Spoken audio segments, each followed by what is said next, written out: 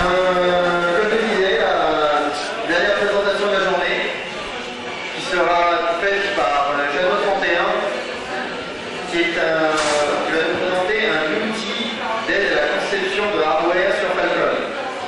Donc c'est un outil qui a été développé pour l'enseignement, qui permet donc à des étudiants de concevoir des circuits logiques combinatoires et séquentiels, et d'allier à la fois l'aspect écran clavier, qui est l'aspect habituel à travers lequel les étudiants communiquent, et également une maquette sur laquelle tourne effectivement ce matériel.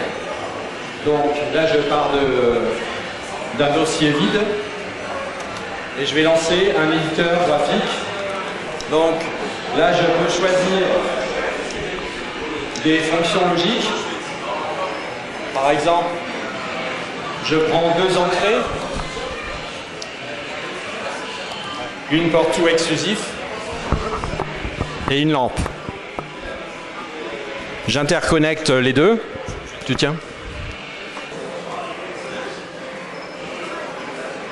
Donc là il y a un problème. Donc c'est un éditeur qui fait en même temps simulateur, c'est-à-dire qu'on peut changer l'état des entrées et voir la valeur des sorties au fur et à mesure. Ce qui est original, c'est qu'on peut passer de la simulation à l'émulation. Il suffit de cliquer sur un bouton.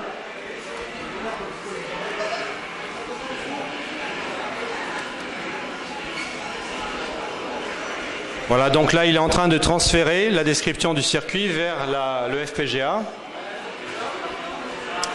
Et maintenant on est en mode réel, c'est-à-dire que le circuit tourne sur la carte qui est à côté du Falcon et elle prend ses entrées sur des entrées réelles qui sont des boutons d'une souris qui a été bricolée pour ça. Donc là je clique sur l'autre souris qui est raccordée directement au Falcon et j'observe ce qui se passe à l'intérieur du FPGA sur l'afficheur LCD. Voilà, là il s'agit simplement d'une simple fonction ou exclusif. Ok ? Je repasse en mode réel. Donc en fait, en passant en mode réel, on a fabriqué deux fichiers, un fichier GDEC qui a description sous forme de GAL de l'équivalent du circuit. Voilà, donc avec le tableau de fusible. Et c'est en fait cette structure qui est implantée dans le FPGA. Le fichier de configuration du FPGA, c'est en fait le fichier CAL, qui est ce fichier-là, bon, qui est beaucoup moins lisible. Voilà, donc en fait, il s'agit simplement de couple adresse-contenu. Et ce qui est intéressant avec ce FPGA, c'est que son bitstream, c'est-à-dire le fichier de configuration, est documenté. Donc on peut soi-même engendrer le contenu de ce FPGA et le configurer. Alors on peut faire des choses un peu plus élaborées. Par exemple un générateur d'horloge. Voilà, que l'on peut simuler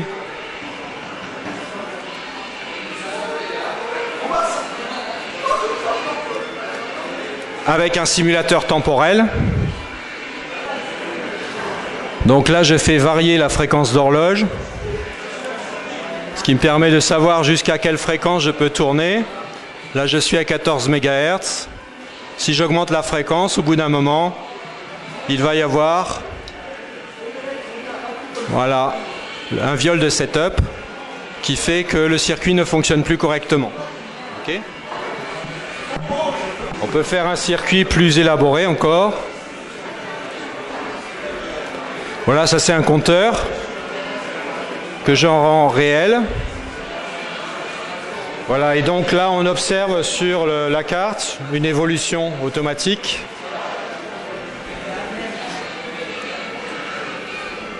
Ok, qui correspond à l'évolution de ce compteur. Donc là il a une horloge à 3 Hz. Ok.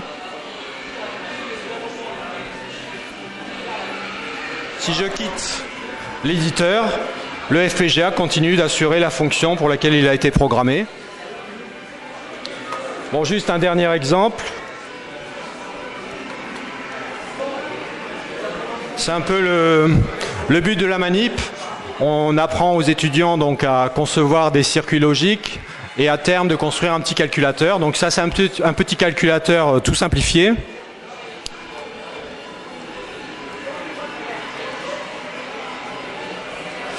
Voilà, donc là, je lance le programme qui se trouve dans la ROM. C'est un programme qui calcule simplement la somme des 4 premiers entiers. Donc on peut voir la description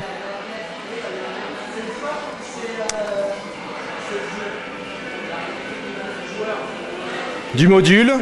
Il fait une dizaine de lignes. Ce module fait appel à d'autres modules. Donc il y a essentiellement une unité de contrôle, une unité de calcul et une unité d'horloge. Ok, donc c'est une conception modulaire.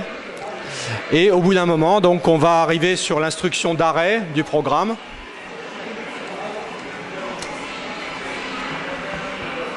Voilà, on est presque arrivé. Il est en train de faire la dernière boucle.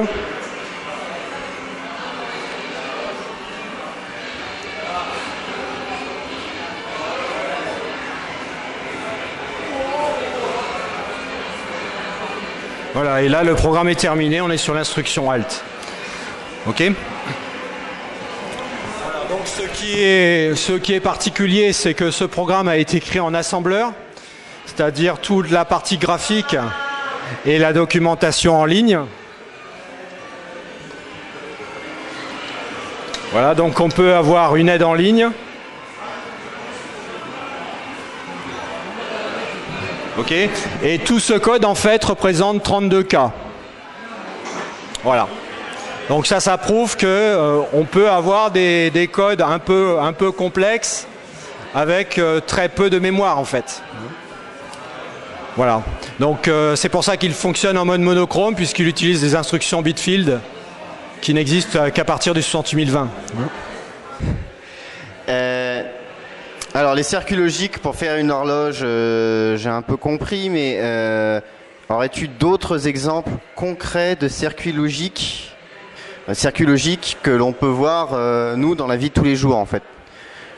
Bah, tu peux par exemple faire un circuit qui fait de l'analyse d'un circuit vidéo, enfin d'un signal vidéo.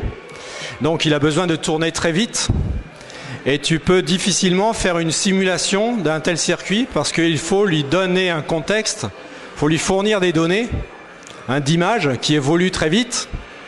Et donc, c'est là que c'est intéressant de passer en émulation, c'est-à-dire de faire réaliser la tâche par du hardware spécialisé, auquel tu fournis directement le signal vidéo. Et donc, tu peux observer ce qui se passe sur ton circuit réel. Ça évite de simuler un contexte en simulation.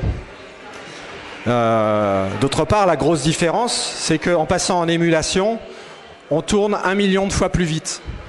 Okay, donc on peut effectivement avoir des stimuli qui sont très rapides, alors qu'en simulation, c'est très limité. Autre exemple, je présume, genre un schéma de feu de circulation, par exemple? Oui, par exemple.